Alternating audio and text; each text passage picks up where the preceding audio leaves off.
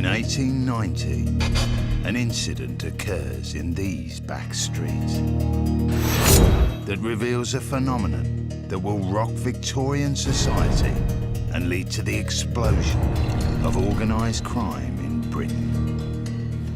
On the 22nd of March 1890, George Eastwood, an inoffensive chap, goes into the Rainbow pub. He's a teetotaler and is enjoying a ginger beer when three tough nuts start to insult him. George decides to go home, and when he gets outside, he hears the shout, "Give it to him, hot lads." They savagely attack him. He's in hospital for 3 weeks and he has to be trepanned, a piece of the bone from his skull removed.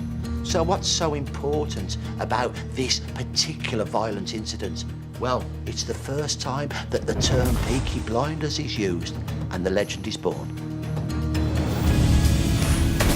The real Peaky Blinders go on to become the godfathers of organised crime in the 1920s. There was this organised gang system that was every bit as bad and good as the one that operated in Chicago. But their origins stretch back 50 years earlier to the 1870s.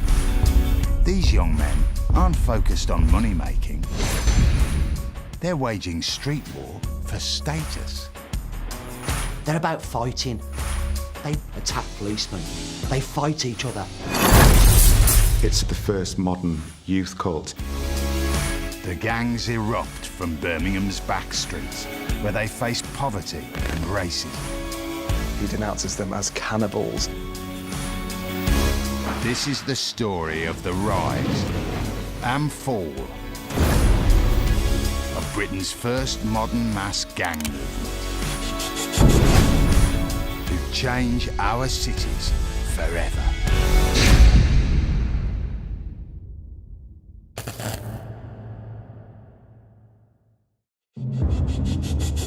My dad was the main source of stories about the Peaky Blinders.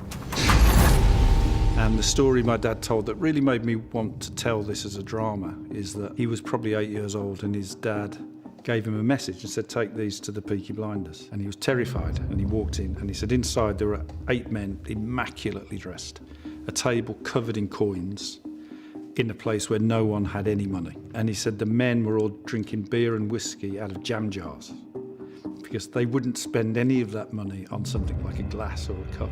Every penny they had was spent on how they looked. And it just made me think that in an environment where you have no control, you have no authority, everything's pretty grim, the only thing you can do is make yourself the thing. The Sheldons were his uncles and they were the people who were sitting around the table.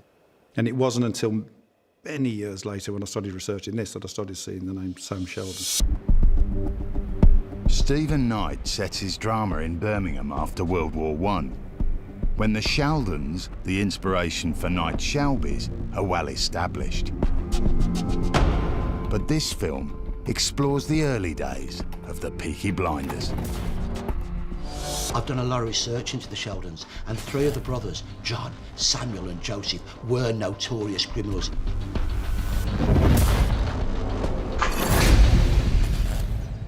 This is really important. This is a photo of Samuel Sheldon. He's only 5'1¼ but he's not a man that you want to mess with.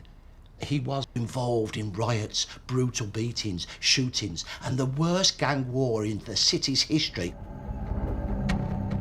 He would be my Tommy Shelby. I wouldn't want to meet him in a dark alley, that is for certain. Because Samuel Sheldon gets done in the 1880s for attacking the police in a gang. He gets done for attacking other people and throwing stones. The Sheldons have their own gang, but it's obvious that it's from a period earlier than when the drama is set. This mugshot of Sam Sheldon isn't the only one.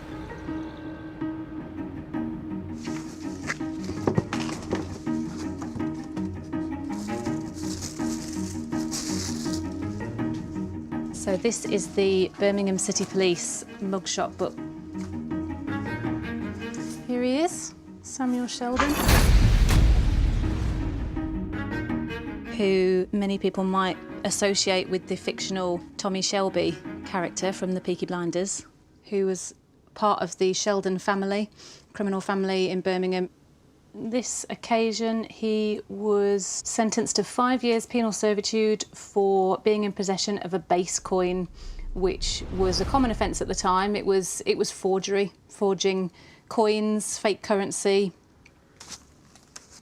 It's probably the biggest police mugshot collection in the UK. This contact with the law gives a rare insight into working class history, where so often no records exist. It's part of a remarkable collection that reveals how widespread the early Peaky Blinders were. You can see some of the Peaky Blinder mugshots.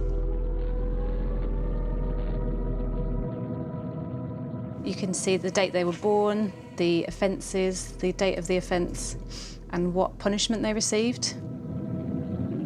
This is baby-faced Henry Fowler. He and his brothers were convicted of numerous crimes around Birmingham in the late 1800s. Ernest Bales here, sentenced to 2 months imprisonment for stealing a bicycle. Young Ernest there with his peaked cap and his typical frown. Looks quite hardened. Every single one of them has got a story to tell. They're just a window into another lifetime, aren't they?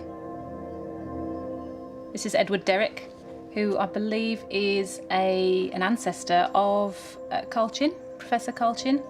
Looks quite surprised to be having his photograph taken. The Peaky Blinders are very close to me and my family. Unfortunately, my great-grandfather, Edward Derrick, was a Peaky Blinder. His older brother was a leader of the Sparkbrook slogging gang, and Edward, my great-grandfather, followed him for violence. He got done for assaulting the police as well. He was a petty criminal, so petty that on one occasion he actually stole a side of bacon from outside a pork butcher's shop. But he was a nasty, vile man, and he used to beat up my great-grandmother, so he's not a man to be admired.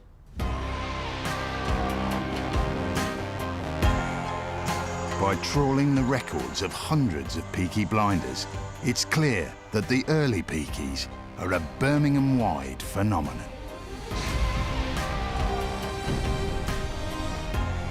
The real Peaky Blinders are not just a 1920s gang, one gang. The real Peaky Blinders are the men and youths who belong to numerous backstreet gangs in Birmingham in the 1890s and turn of the 20th century, but their roots go back much further. They're just known then as street ruffians, but from 1872 they have a name, slogging gangs. And that name is from the word slogger, which means to hit somebody with a fierce blow. It's the start of an urban movement that will ultimately transform attitudes to the working classes and life in the inner cities. The rise of these slogging gangs is mirrored in other industrial centres across Britain. By the late 19th century, we're hearing lots of reports of territorial youth gangs in England's major cities.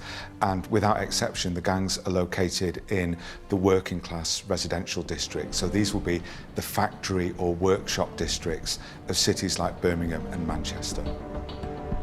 The rampant ruffianism of the back streets, that's the problem of the big cities, Birmingham, Manchester, Salford, London and Liverpool.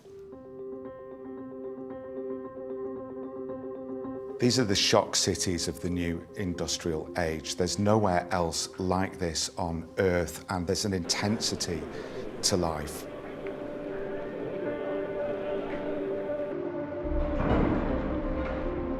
From the 1870s, Birmingham is the industrial heart of the greatest manufacturing nation on the planet. But the price is high. Charles Dickens describes the city as a vision of hell. Life expectancy is below 45 years. Around 1 in 5 children die before the age of 5. People are working long hours. They're working in hot, noisy, often dangerous conditions. Into this world are born the members of this early gang movement, the precursors to the Peaky Blinders. certain names crop up more often than others.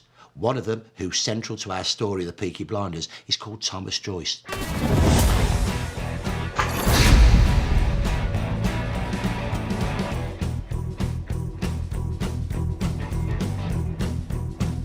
A mugshot of Joyce hasn't survived, but we know about him because he makes the papers. The first mention I find of Thomas Joyce in the local press is in September 1874. He and a pal from the Park Street gang are on Derryton Bridge just over there, and they attack William Smord, a top fighter from the nearby Milk Street gang. They use very filthy language and draw their knives. Smord strikes out with his buckle belt. Joyce and his pal end up in court with their heads bandaged, and the magistrates look at them and go, "You've had a good thrashing. Taste of your own medicine."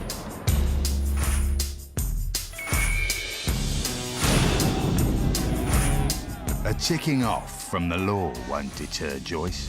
He's already a hardened gang leader with a taste for violence. Making money doesn't motivate him. Fighting does. Thomas Joyce would have become captain of the Park Street gang because he was the toughest, the nastiest, the most brutal in a fight. What we need to understand is why was fighting so important to so many poorer working class youths? They owned nothing, but the one thing they did own was the street. That belonged to them. So territory and masculinity come together. If you can defend your street and beat another street, you enhance your own status. There's a ritualistic component to confrontations between gangs. I think there's lots of shouting at the outset, lots of threats being issued. These are not criminal gangs in a conventional sense, so they're not organised for the purposes of street robbery or theft. They're much more fighting gangs, so really what they're interested in is defending their territory. There was much more acceptance of violence. I think people were much more violent then. There was sort of an acceptance of not casual violence, but just that there would be a fight and men would fight each other and people would get hurt. To understand why Thomas Joyce becomes a Peaky Blinder, Carl has been tracing his story. He's here in the 1871 census. You can see him. There he is with his mum and dad and his younger brother. He's 18. His parents are both from Ireland, and they settled here in Park Lane, near to Park Street. It was a very poor neighbourhood. There's 250,000 people in Birmingham living in 43,000 back-to-backs. Birmingham's back-to-backs are actually houses split down the middle, with one half facing the street and the other a central courtyard. The living conditions of the poor are atrocious. There's only one room downstairs. The people are packed together. It's insanitary living. Toilets are dry pan privies shared between 2 or 3 families. There's one tap in a yard for perhaps 100 people to get cold water. There's smoke everywhere. It's dirty. Life is hard and poverty kills. There are courts in the very centre of Birmingham where filth accumulates on filth, where courtyards are so many acres of stink, and where doorless privies face house doors and make decency impossible, and where it is a danger for a policeman to enter after dark.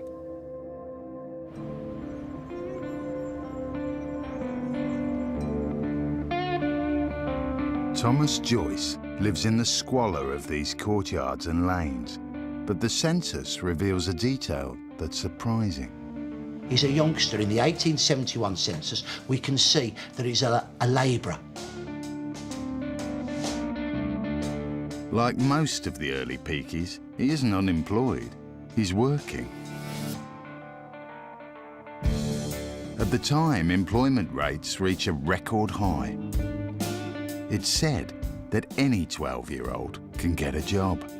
The overwhelming majority of gang members are young men and adult men who are unskilled. Lots of them are factory workers. They're hard-working chaps. Others are street traders. There might have been quite a lot of work around, but it's badly paid. And so they haven't got a lot of spare cash. So what they're doing is that they're looking to enjoy themselves in the cheapest way possible. From 1851 to 1881, the average age was just under 25. The middle-class birth rate declines, but it doesn't drop in poorer areas. So in poorer neighbourhoods, there's lots of youngsters, lots of children, and they're out on the street. They've got no gardens, they've got no front rooms, so the street's their playground. If we think about these boys being quite marginalised, often in work that has limits to its satisfaction, there's a limit to how much they can progress in life, so perhaps the gangs give them something different. It's a testing ground for their masculinity. It's somewhere where they can prove themselves. There's a great deal of loyalty and identification with the gangs. And gangs have these, they have a particular association with specific areas, streets or clusters of streets. And so we have boys who are associated with named gangs in this period. There may have been one other explosive ingredient that sucks Thomas Joyce, the son of Irish parents, into the gangs: racism. Irish immigration to Birmingham happens in a big rush in the 1800s, and a large amount of that happens in the 1840s and the early 1850s. So you have the population, if you look at the census, of Irish-born people in Birmingham basically doubling between 1841 and 1851. And that great rush of migration into Birmingham is happening because of the disaster of the Great Famine in Ireland. The famine of 1845 to 1851 leads to death by starvation and disease of more than 1 million Irish men, women and children. Up to 2 million are forced to emigrate. The Irish who move to Birmingham are often living in the very poor, very central areas of Birmingham, streets such as Park Street. Now those areas are very badly served by things such as water and drainage and sanitation.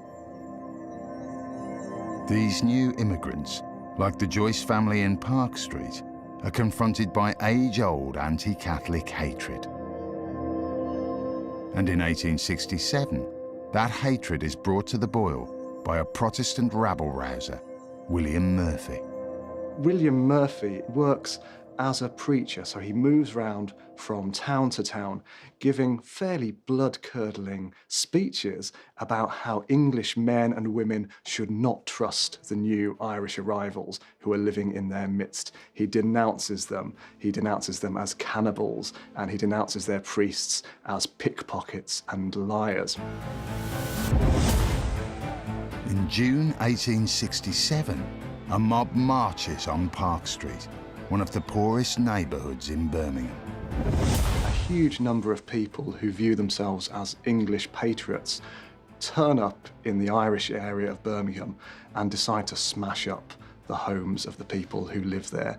And at one stage, the mayor of Birmingham estimates that there are about 50 to 100,000 people in the streets during those very riotous events. The Murphy riots are focused on Park Street, which has an almost entirely Irish-born or second-generation Irish population. And the people who live on Park Street put up quite a fight, and the police very much take the sides of the people who are attacking those Irish residences. And when the police do that, really the fight is over. And there are some very sad descriptions then of those Irish homes being ransacked, having their furniture brought out into the street and smashed. It's the Irish victims of the mob who are charged with rioting and have their claims for compensation turned down. Many of them live in the same street as the Joyce family. And soon after this injustice, Thomas Joyce rises through the ranks of the Park Street gang.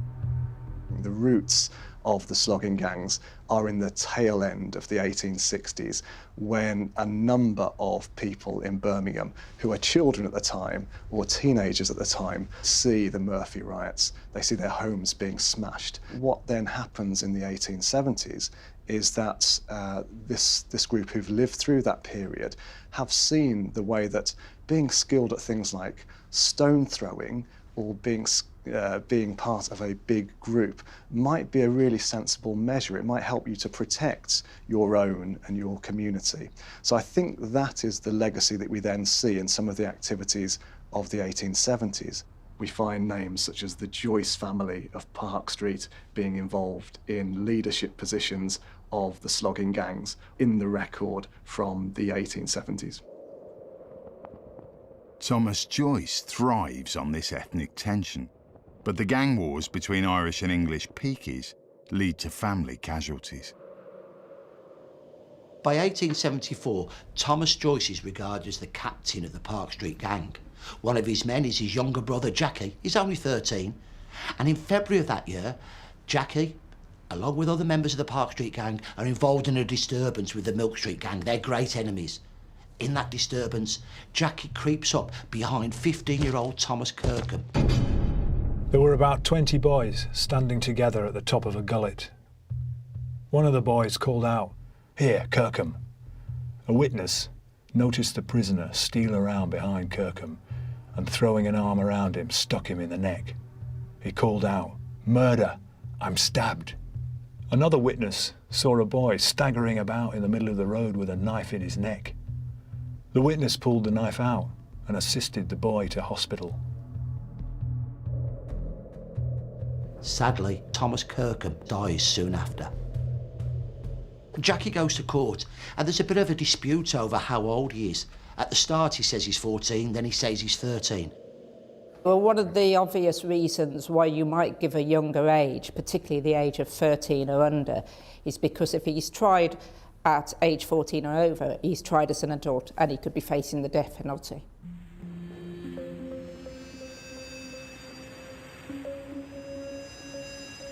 The judge directs the jury to convict Jackie of murder only if they can establish intent. They can't.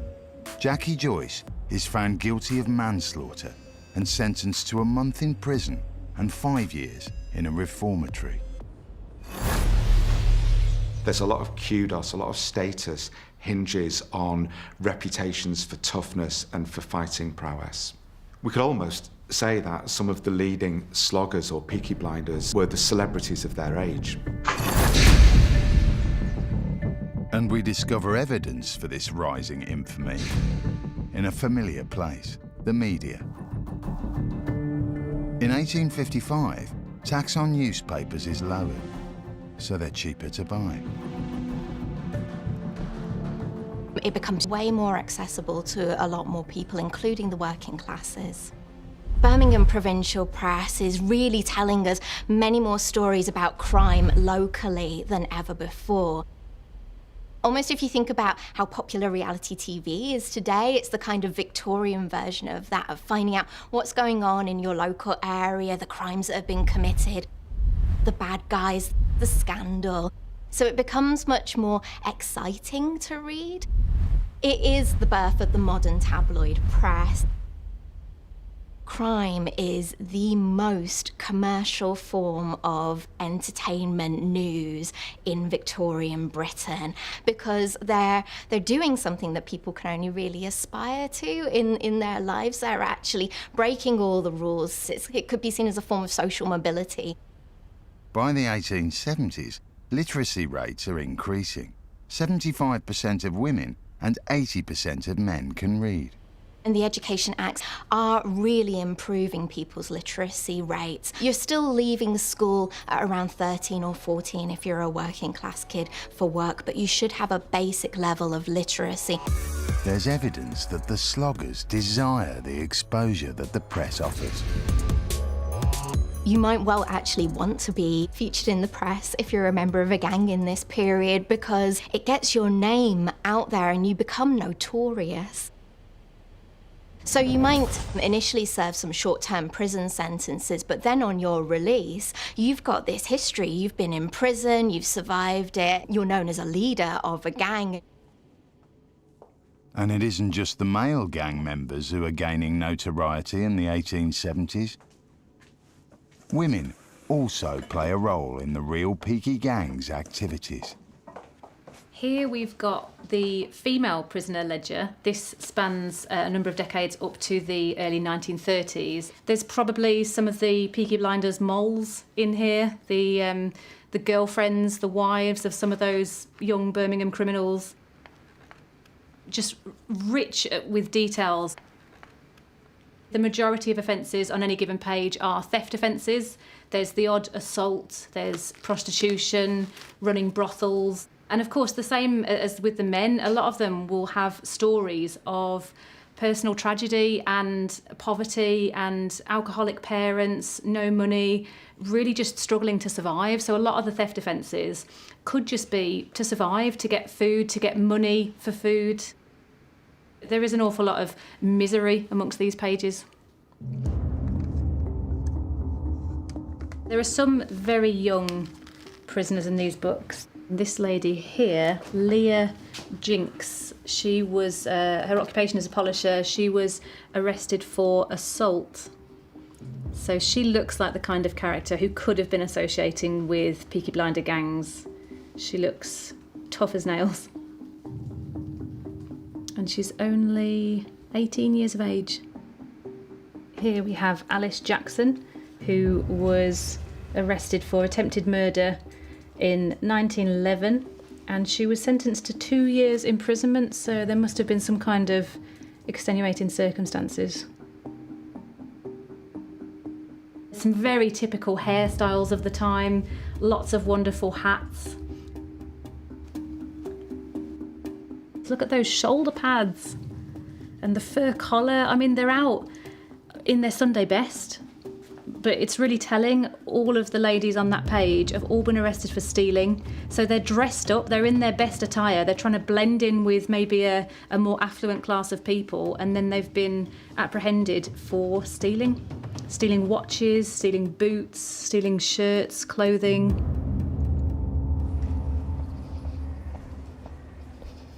Historian Kate Lister has been uncovering how some of the women Peakies were just as involved as the men. In the summer of 1874, a riot broke out in Digbeth, Birmingham. Witnesses said there were up to 500, maybe 600 rioters, attacking police, smashing windows, and generally destroying property. And it wasn't just men who were doing the rioting. 15-year-old Julia Giblin was among the arrested rioters. She'd been seen by witnesses carrying stones in her apron to throw at the police. And Julia was not an isolated incident. We have reports in some of the larger scale gang confrontations of girls fighting side by side with the boys. And they're involved in assaults on the police or in assaults or attempts to intimidate witnesses. And it seems that that's where often the girls and young women are most actively taking part in the violence. Women like Julia Giblin upset Victorian sensibilities no end. They were not the angel in the house. They were not demure, submissive or quiet. They were loud, aggressive and violent. But in Victorian Birmingham, in the streets, you had to be loud if you were going to be heard at all. Girls and young women associated with the gangs, they're adopting their hairstyles and their clothing to show their sense of affiliation to the gang. So the young women are also sporting very long fringes. They're wearing coloured neckerchiefs, they're wearing coloured or striped skirts. There are reports of a Peaky's mole in Birmingham wearing a tremendously elaborate hat adorned with feathers and poppies. So she's really cutting quite a striking figure on the streets. In a world where you don't have much, being a big player on the street corner can feel like quite a lot. And the way you dress and look are keys to that identity, for the men as much as the women. New generation, diamonds in the rough. The future makers were in it for the rush. Legends in the making, unstoppable and hard. Won't see us coming, ready to leave a mark. Better get ready for... Kate Lister is meeting barber Dale Sampy, who often gets requests for Peaky-style haircuts. It's always inspired by the TV show, where it's really short on the sides, long over the top. It looks a little bit like a mop when it's finished. The original haircut was actually, it was even more severe than it is in the TV show. This is George Williams. Wow. He looks a character, doesn't he? George is ultimately convicted of manslaughter and serves life imprisonment. But even as he's arrested for murder, he still defiantly sports his Peaky hairdo. This is super fashionable. It's basically all shaven and or cut very close to the head, apart from a fringe, which they keep very long. That's awesome, that is, isn't it? It really is. So this is quite a severe and extreme version of the haircut, but they were all sporting variations on this. But when they first came into existence, they were wearing hats much more like this, that were known as billycock hats. And they would fashion the front so they were peaked. And they would have the hat pulled down over one eye, hence Peaky Blinder, and their very long fringe or quiff styled across their forehead to the other side. So eventually the billycock hat is replaced by the flat cap, which is more recognisable from Peaky Blinders today, although they didn't keep razor blades in it. That's a myth. They didn't have the safety razors at the time, they couldn't have done it. They often have what was known as a daff, which is really brightly coloured scarf tied around the neck, really bright buttons, pearl buttons, and they would have bell-bottom trousers on as well. And so you can imagine the figures that these guys cut. They do look like they're in a gang. You would know that these people were together, and that was the idea. This was their uniform.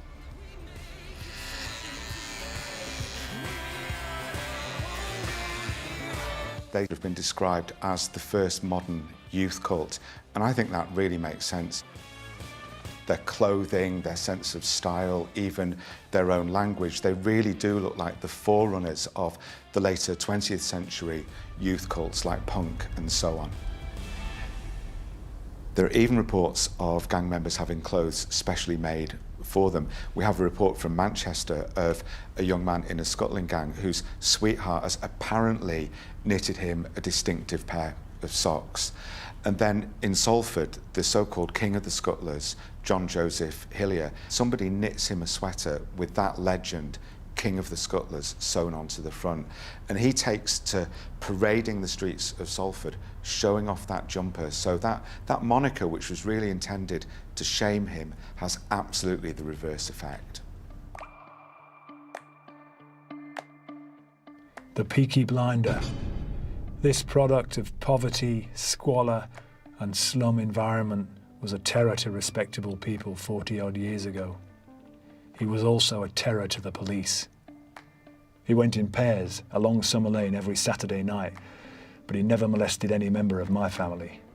Perhaps as we lived on his doorstep, we were treated as members of the gang. By courtesy or adoption, the local bullies would always give me curt nods of comradeship. The street gangs are all about territorial conflict. But there is one other element that defines them. Gambling. And the next time that we come across Thomas Joyce's Park Street gang, they're engaging in one of the favourite pastimes of all the gangs. Pigeon toss is a simple game. A group of young men or lads will gather and they'll have a target and they will pitch their pennies towards the target. The one that pitches them closest to the target then is allowed to pick them all up. So, they get them, and now it's the tossing. They're tossed up into the air, and the coins that come up heads, he keeps. Thomas Joyce's gang are playing for pennies, but street gambling games are part of a much larger tradition. So gambling was pretty much ingrained in English life, everyday life. If you were the industrial working class or the rural poor, you liked the idea of a bit of a flutter. My mum would say my granddad was the big gambler, and he had one suit, and she would take his suit to the pawnbrokers on a Monday to get cash so that he could bet. And then when he got paid on the Thursday, he would retrieve his suit, wear the suit over the weekend, and then back into the pawnbrokers on the Monday. So that was the routine. I think gambling and beer were solace for people who didn't really have much source of solace. I think it's about escapism, and it's about trying to find some fun in what is an otherwise relatively bleak existence compared to today. So they wanted to kind of make the most of what little bit of leisure time they got. I think people gambled because they didn't have much else in terms of hope for change. So they weren't going to get out of this situation by working, because they worked as hard as they could anyway. And the only possible way of getting a sort of even a few moments of something different was to win. Until 1826, there'd even been a national lottery in Britain. But infected with prudish Victorian values, the middle classes want the fun to stop. As the 19th century wore on, the campaign against gambling, the puritanical campaign against gambling, the religious campaigns, the moral disdain that many of the elite felt for poor people gambling gathered pace and conspired to make working class gambling illegal. In this powder keg of antagonism, Thomas Joyce's gang come up against the law. When the police break up their pitch and toss games, the gangs fight back. It's a regular occurrence on the streets of Birmingham. I'm not far from the spot where a full-blown riot breaks out in 1871 when a few policemen try to stop one of the gangs from playing pitch and toss. When the police try to stop the gambling, they're attacked by the enraged youths. They're called roughs disparagingly. It's a really dangerous situation, and one of the policemen involved said that the numbers rivaled those in the Murphy riots, the worst riots in the entire history of Birmingham.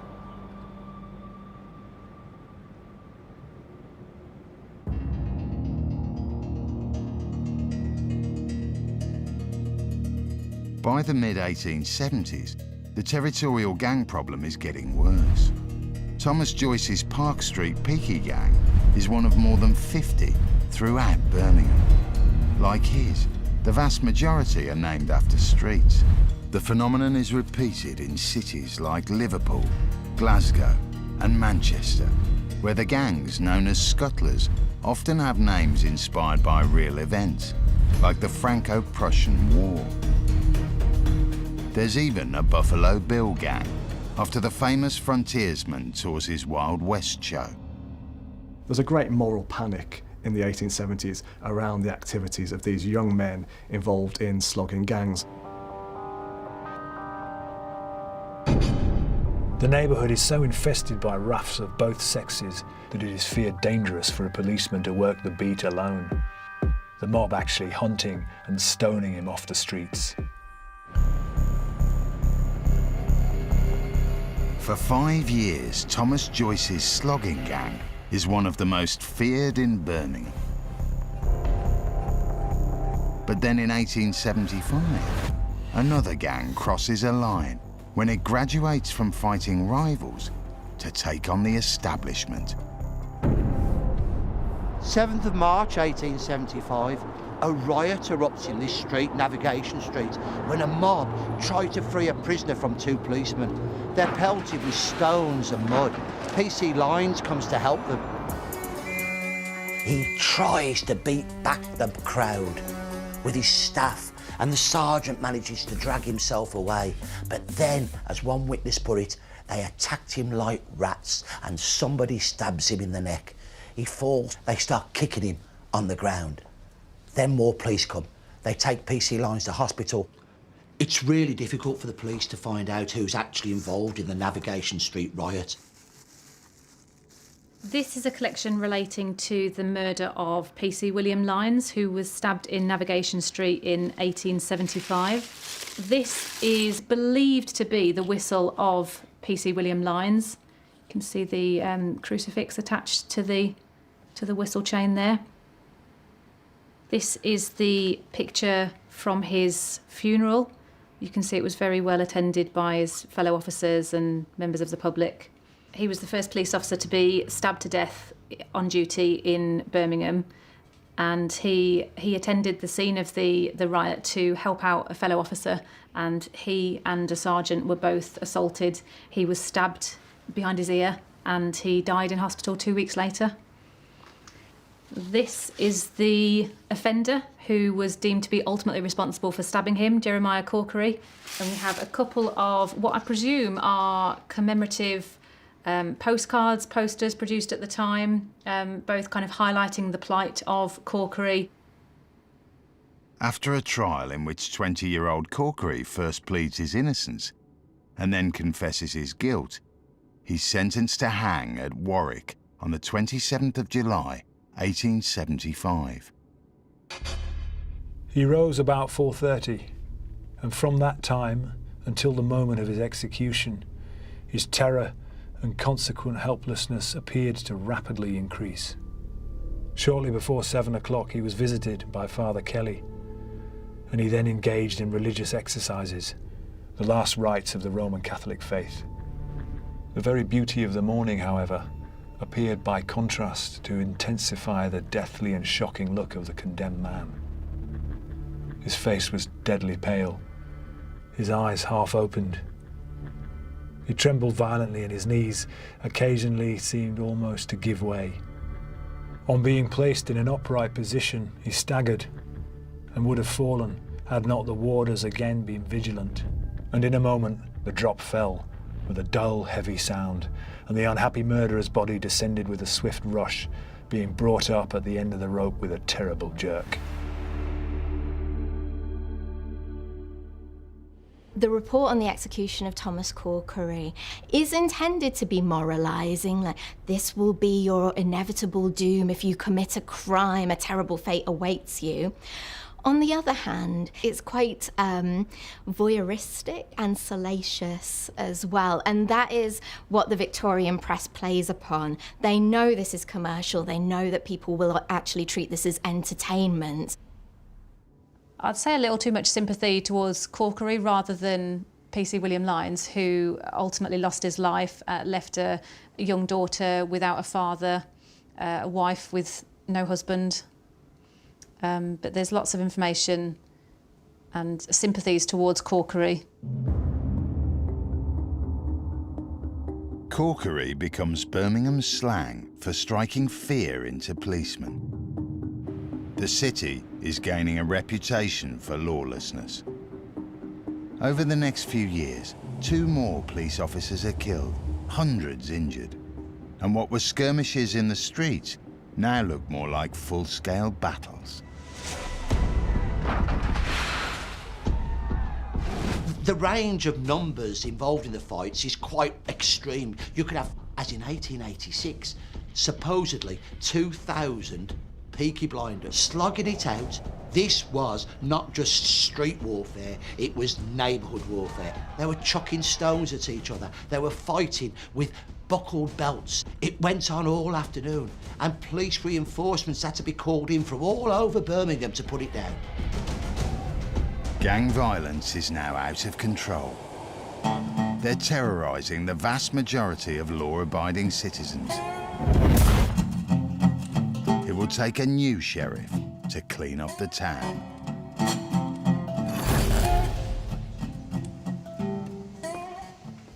So here we have the tunic of Sir Charles Horton Rafter, our Chief Constable from 1899 all the way up to 1935, when he sadly died in office.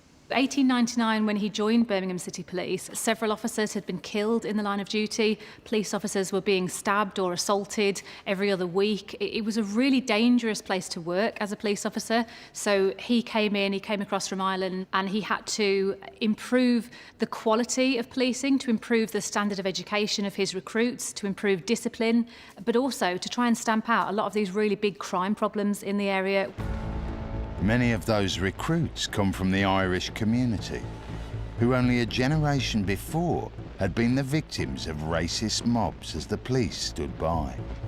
Only 1% of Birmingham's population are by this time Irish-born, but they make up 7% of the police force. He embarks on a rapid recruitment campaign. The Birmingham City Police is on demand, so what he does, he brings in lots of young, fit men. They've got to be 5'10", they've got to be tough. And the story went in the Birmingham Police that Rafter asked 3 things of his men. Can you read? Can you write? And can you fight? He sends out his men in pairs in the toughest districts, and they take the fight to the Peaky Blinders. It's a tough time, and tough tactics are needed. Rafter's strong policing is supported by more severe sentences against criminals, rogues who attack policemen. And what starts to happen is that poorer working class people gain confidence in the police. They start to report Peaky Blinders to the police. And the tide is slowly turned. When Charles Thornton Rafter sadly died in office, Birmingham was one of the best policed cities in the country. The Birmingham police were known throughout the world for their professionalism, and he left the city in a really, really good state. The gang violence had all but disappeared. Effective policing may have curbed the problem and changed the city for good, but it takes a war in South Africa to expose the poverty that gave birth to the gangs.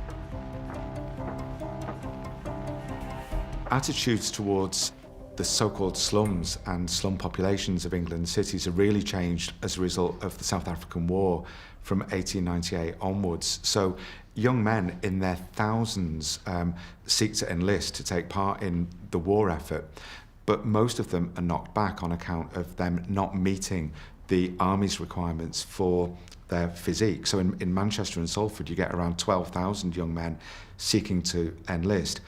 8,000 of them are rejected as not meeting the army's fitness requirements. Only 1 in 10 who heed the call of the recruiting sergeant are deemed fit for full military service. It leads to social reforms from 1904 that include free school meals and medical examinations. This desire to improve conditions isn't just taken up by the government.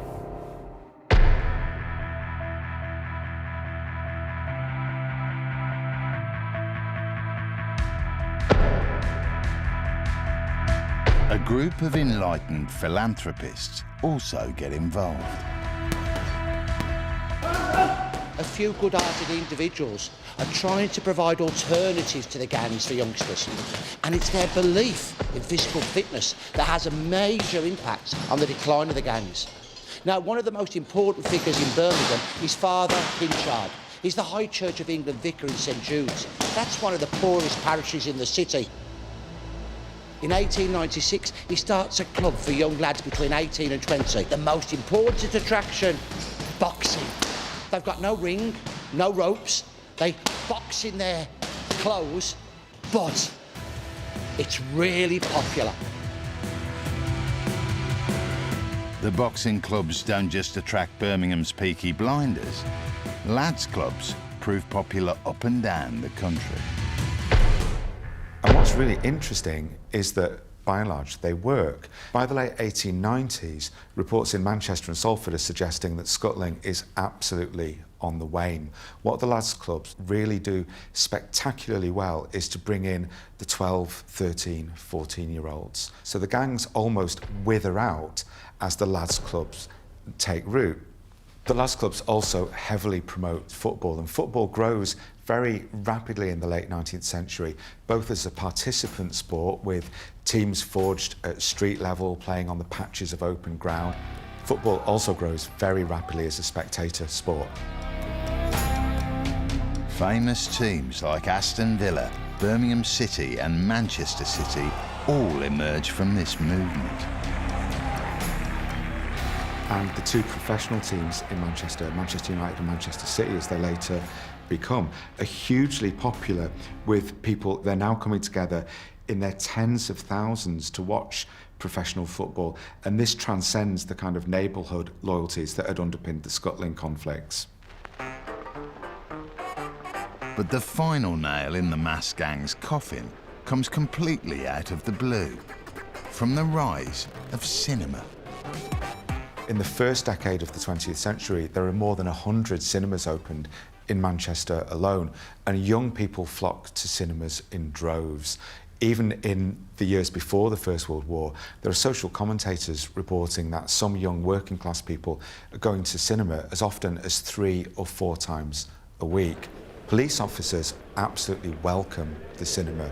To them, it's a great boon if young people are increasingly spending their evenings indoors. And of course, the other thing that people are doing is they're spending money going to watch films that they might otherwise have spent in beer houses. So the violence that had typically been associated with drunkenness begins to diminish as well. But just as the mass Peaky problem is waning,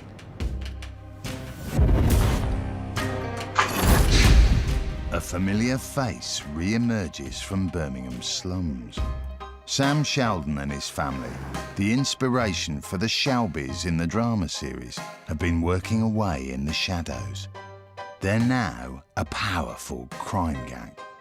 We come across the Sheldons again in the early 20th century, and that's when they gain infamy. Let's have a look at one of the newspaper reports from the period. Look at it. The Birmingham Vendetta, injured man's dramatic story, accused remanded.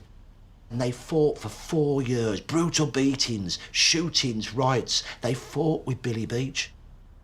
Beach, a hardened street fighter, lives close to the Sheldons. They originally fall out over a gambling debt. And it was a gang war that was fought by men who were living really close to each other in and around the Garrison Lane neighbourhood. When I was growing up, the vendetta in Garrison Lane, for me, it was like, as a kid, I imagined it as like a Wild West OK Corral shooter, which it sort of was a bit. But it was 2 families who really didn't like each other in Garrison Lane. And Garrison Lane at the time was obviously teeming with people and was quite a lawless place.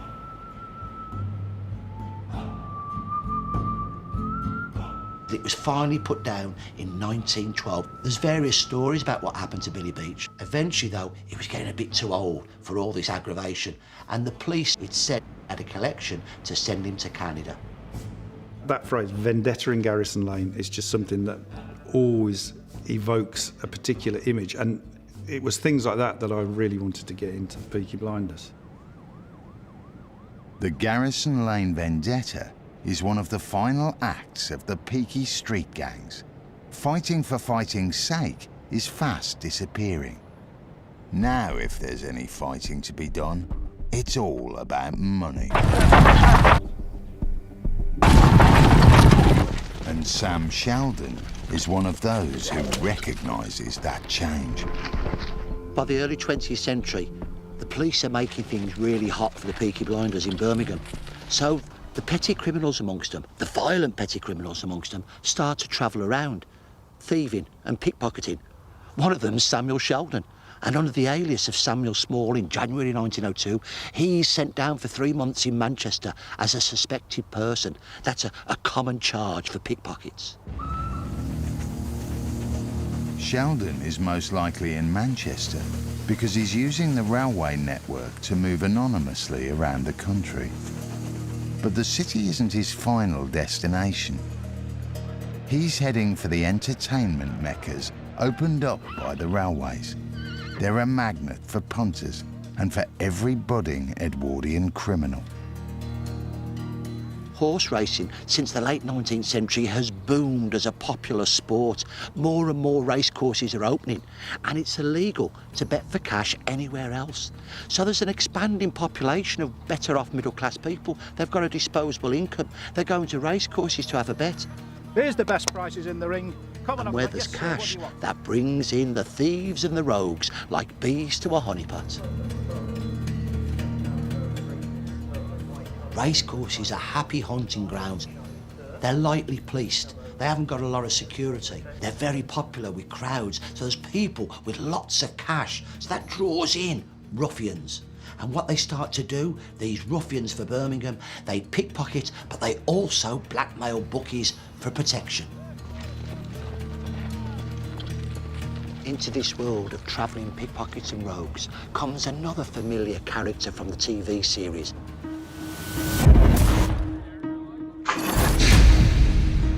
Billy Kimber. In the drama series, Billy Kimber is portrayed as a Londoner. In real life, he's from Birmingham. Big man, apparently, very, very good street fighter, cobbles fighter, very dangerous man to cross. I think he had a theory that you picked out the biggest of the opposition, dealt him a blow, and everybody else would fall into line. A character like Billy Kimber, what I find interesting is the only way that someone born in Summer Lane in Birmingham, which then was a very rough part of Birmingham, the only way that person would ever rub shoulders with a lord or a lady or an MP was by doing what he did. He would never have got there by working hard in a factory. And so in a sense, this idea that there's only one way out, or two ways of boxing, and that is sort of true.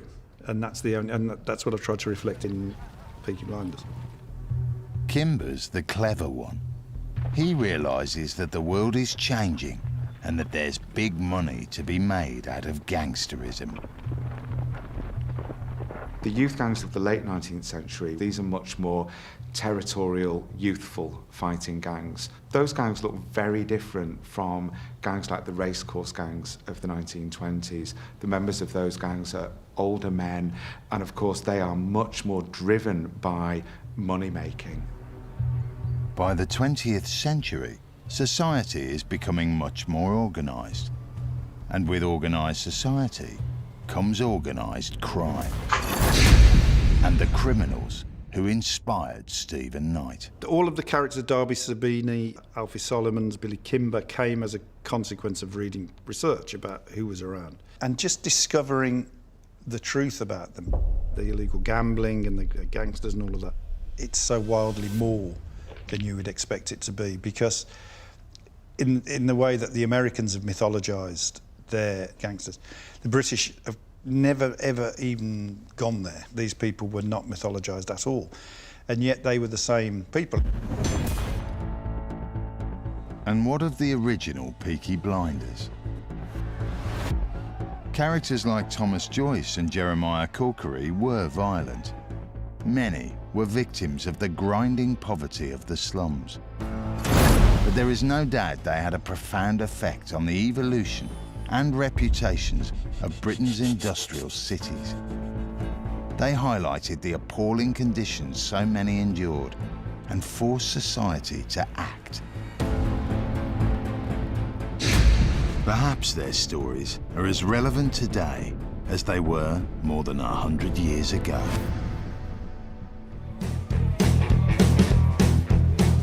Next time, British gangsterism explodes in the racecourse wars of 1921. It's England's first major gangland war between two gangs from different cities. They give rise to Britain's Al Capone and spawn the mother and father of all British crime gangs. The Sabinis are the spiritual godfathers of the Crays and the Richardsons. There they are, the real Billy Kimber, the real Darby Sabini, and the real Alfie Solomon, set to go to war.